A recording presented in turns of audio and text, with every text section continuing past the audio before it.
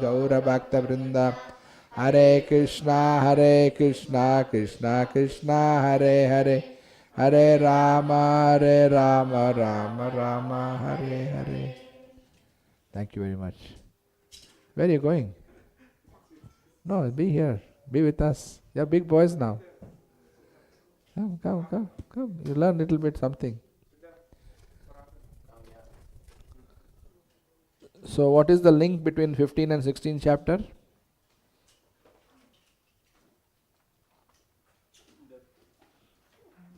15th chapter, the qualities of material, spiritual world and material world. Very good.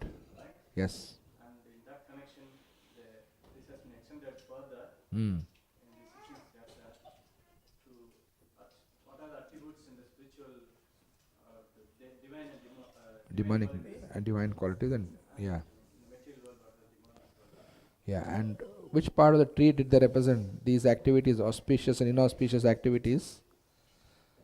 Which part of the tree were they representing? Huh? Which part of the tree? The extra roots. Yeah, extra roots. Important. Because I remember 15th chapter we had branches, twigs, leaves. They all have got different significance in the banyan tree. So the extra roots are compared to the auspicious and inauspicious activities performed by the living entities. So that's was described in the 15th chapter in the beginning, and the last part of the 15th chapter describing how to get free from the material world, how to get free from the banyan tree. By cutting the axe of Hare Krishna Prabhu, by cutting into the axe of renunciation, by cutting the tree, attachment to the tree, attachment to the material world. So now 16th chapter describes, Prabhu you can sit on the sofa if you like. Are you sure? Yeah, good. If you need to take rest in between, please feel free to. Don't sit through the whole if you can't sit through the whole thing, that's you want a chair or something? No. Welcome back. I'm so happy to see him in the temple. Govardhan Puja day. Krishna just allowed him, Radha Gopinath allowed him to come. So let's welcome Shri Krishna Prabhu with a big Hari Bol. Hari Bol! Thank you. Thank you. Thank you for coming. Very nice. I mean, so much sincerity. As soon as he is better, he's back to the temple, back to the program. When? Govardhan Puja. Okay, very nice. That's great. So beautiful. See, now we appreciate the privilege we're getting, the opportunity. Krishna is giving us the opportunity. For us also, it's not to take for granted. So, not to learn. Yes. The 16th chapter is talking about the divine and demoniac qualities. The first 3 verses specifically talk about the divine qualities. And text 4 talks about demoniac qualities. And text 5 talks about the different destinations of those qualities. If we have those qualities, where do we end up?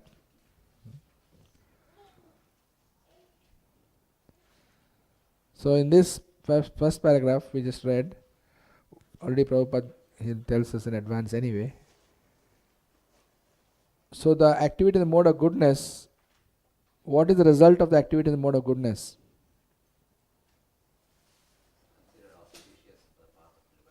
Yes, they are auspicious because they lead us to the path of liberation. They open the door to liberation. And the demoniac qualities, mode of passion, ignorance.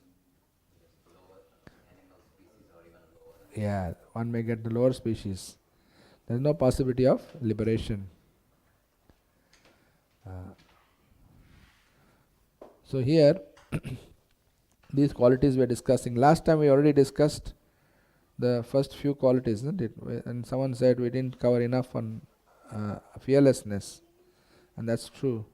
So what we shall do, we can quickly read through the next one, Abhijatasya, that paragraph, and then we can continue. So, who was not read last time? Balan Prabhu, you read, sorry, Bankim Rai Prabhu. The word Abhijatasya, use the microphone.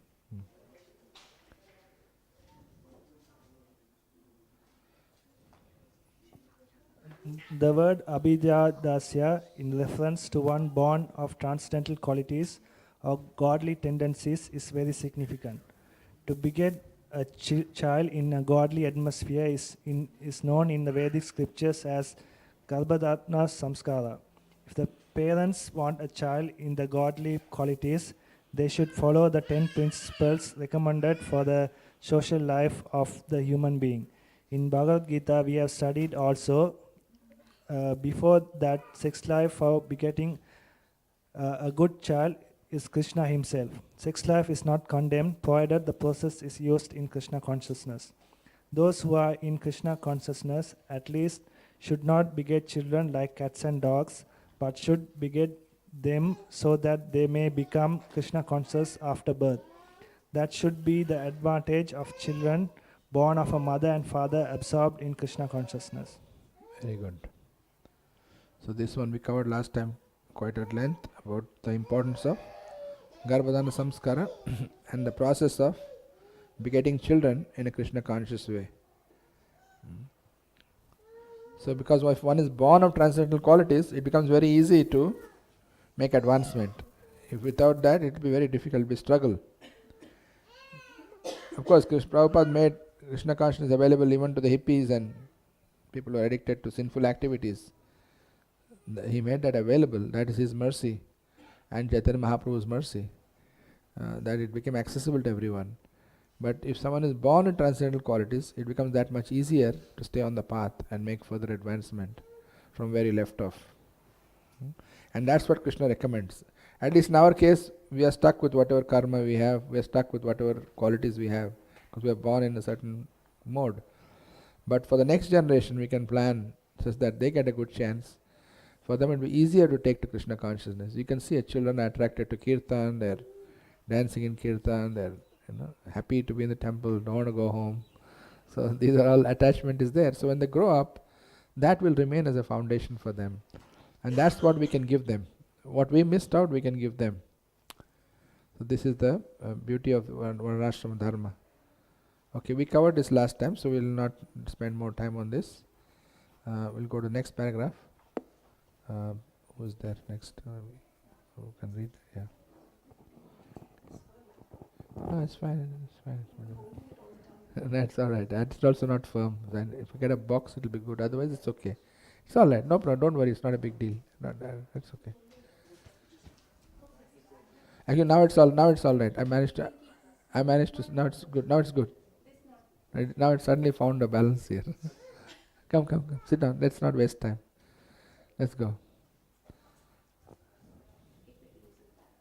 That's too small. I need a bit of height. This height is better. Huh? That's okay. Please continue. The social institution known as Varnashrama Dharma, the institution of dividing society into 4 divisions of social life and 4 occupational divisions or castes, is not meant to divide human society according to birth. Such divisions are in terms of educational qualifications. They are to keep the society in a state of peace and prosperity.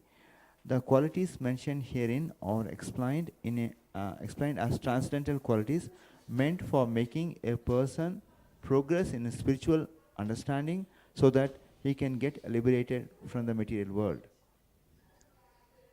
In the Varnashrama institution, the sannyasi or the person in the renounced order of life is considered to be the head or the spiritual master of all the social statuses and orders. A Brahmana is considered to be the spiritual master of the 3 other sections of a society, namely the Kshatriyas, the Vaisyas and the Sudras. But a sannyasi who is on top of the institution is considered to be the spiritual master of the Brahmanas also. Okay, we'll stop there, please. Huh? Okay, so what has been described of Varnashrama this time? This much we covered last time also. So what is the characteristic of Varnashrama? What is the purpose of Varnashrama Dharma?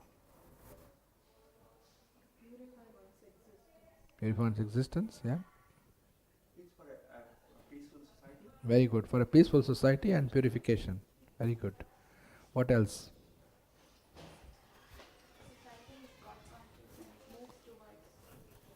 Very good. Society moves towards God consciousness. Gradually, from whatever position you may be, one moves towards that.